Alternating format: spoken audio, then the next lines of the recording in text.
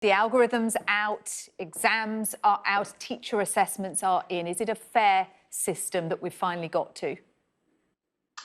I think it's the fairest that we can do at this stage. So I think that teachers will do the very best job they can.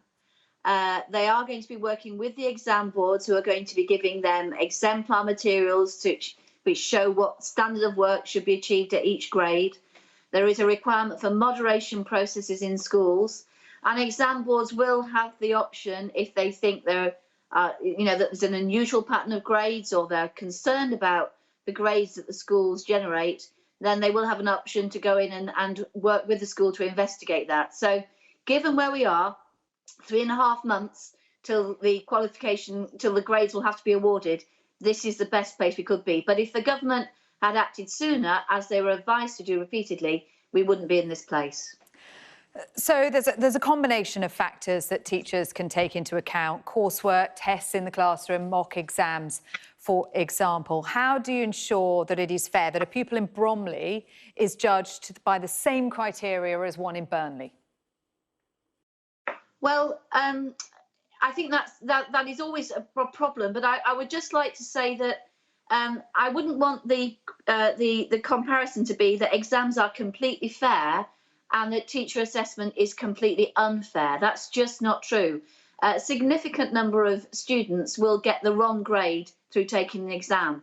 That may be because the questions they've revised don't come up on the paper. It may be because they don't feel well, and there are inconsistencies in exam marking. So at GCSE and A-level and any exam, the marking and the grade that's given is about right within a grade boundary of one or two grade boundaries. It's not an exact science. So what teachers and schools will be doing is trying to make this the fairest that they can. Now, they will get material from the exam boards, and they can look at what their students have done and compare that against the quality of the materials that the exam board says. For example, this is worth a grade 7. Okay, is this pupil's worth graded grade 6 or a grade 8? So there are moderating materials, which frankly is much better than last year. Last year, the grades were given without any moderation whatsoever because the algorithm fell down. So this is an improvement, a big improvement from last year. Yeah, well, it had to be really, Mary, didn't it? But what happens next year? We hope that come September, we won't have any of this disruption, that pupils will be back in school, that we will be able to return to some kind of normality. After you've had 2 years without exams as assessments, how do you then ensure that you don't get grade inflation, that those pupils aren't penalised? Well, again, I think that's difficult. But yet again, what you have to realise is that every year there is a manipulation of the grades for exams. So it's not the case that students just get a grade based on previous performance. What happens every year is there's a certain spread of grades, spread of levels, and then the pupils are placed into those different grades in order to get that spread. So these are difficult technical matters. Now, we're hoping that next year there will be more exams, which can be more nationally marked, but they can't be the same exams as students sat 2 years ago because they've missed much more schooling. So what I would urge the Secretary of State for Education, Gavin Williamson, to do now is what he didn't do previously, and that's get round the table and start making plans now for a different and perhaps mixed mode of assessment next year, with some exams but also with some teacher assessment.